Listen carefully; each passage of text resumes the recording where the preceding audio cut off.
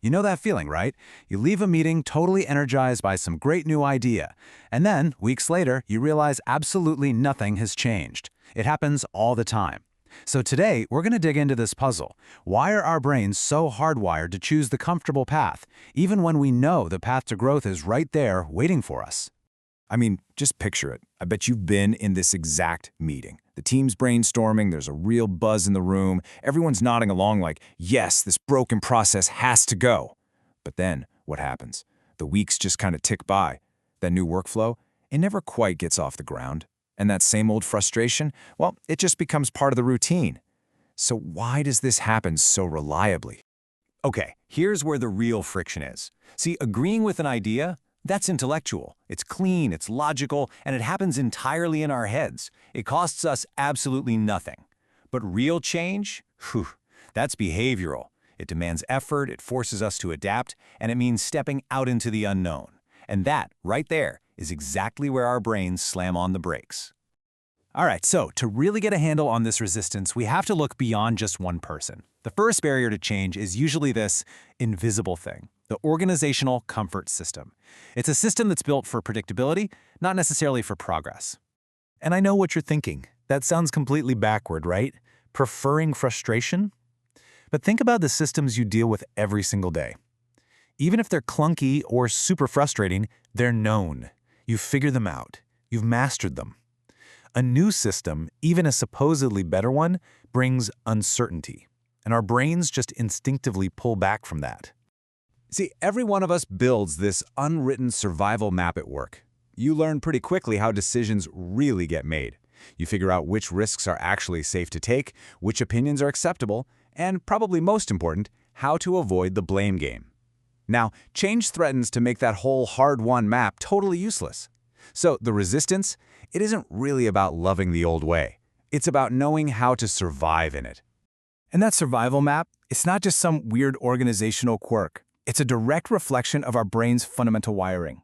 So let's peel back a layer and look at the psychology behind why we crave that safety so much. Because this isn't just a workplace thing, this is about being human. This brings us to a huge concept from behavioral economics called loss aversion. And wow, does it explain a lot about our decisions. Think of it like this. Our brains aren't perfectly balanced scales. They've got a heavy thumb on one side, the side that's all about avoiding pain and loss. It's way, way more powerful than the drive to pursue pleasure and gain. This example just nails it. The pleasure of gaining, say, $100, yeah, it feels good. But the pain of losing $100, it feels about twice as bad. It's this powerful imbalance that makes our default setting, especially when we're stressed, to just protect what we've got instead of risking it for something new. But here's the really crucial part when we talk about work. This fear of loss, it isn't usually about money. It's social. I mean, we are fundamentally wired for belonging. Our ancient ancestors' survival literally depended on it. So in today's office, that same primal instinct gets triggered by the fear of being rejected, or looking stupid, or just losing face. And think about all the social risks we're constantly weighing. Disagreeing with a senior leader, proposing a really radical idea, challenging a process that's always been done this way, admitting you made a mistake. Every single one of these carries a potential social loss. So even when you have a genuinely great idea, that little voice in your head, your ancient brain, is screaming, "Whoa, don't do it, it's not safe." And you know what? Most of the time, we listen. Now, this individual fear doesn't just exist in a vacuum. It gets supercharged by what we can call the leadership gap. You know, that big space between what leaders say they want and what their actions actually reward. This is where that quiet, individual fear starts to harden into a company-wide cultural norm. You know the line. We've all heard it a million times. Take initiative. Don't be afraid to fail. It's like the official motto on the corporate motivational poster. And look, leaders genuinely do want their teams to be innovative. They say all the right things to encourage smart risk-taking. But then what happens? A risky project actually fails. And when the pressure's on, the leader's reaction isn't about learning, it's about blame. All of a sudden, failure is not an option, is the new rule. And you better believe everyone is watching, and they're taking notes. And in that one moment, everyone learns the most important lesson. Behavior always, always beats words. The team figures out that the motivational speech was just a speech. The real rule, the one that actually governs your survival and your career, is to play it safe. You could say that culture is just what leaders do when the heat is on. Now, to be fair, this isn't always about hypocrisy. It's actually a very human thing to do.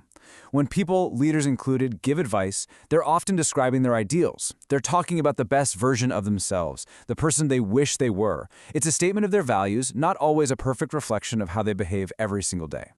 Okay, so if our brains are wired for safety, and our organizations accidentally reinforce that wiring, how on earth do we ever actually grow? How do we break this cycle of comfort?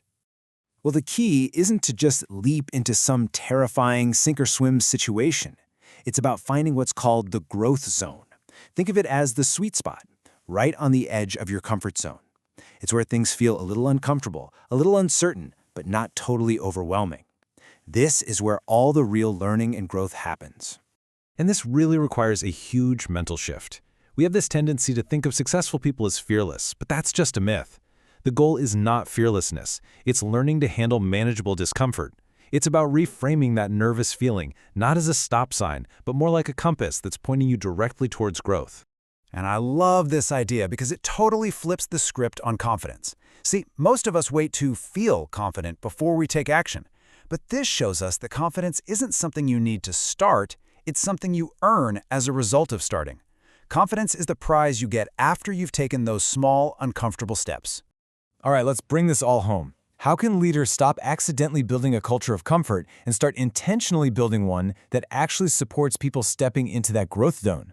Well, instead of giving that perfect, aspirational advice, leaders can try something way more honest.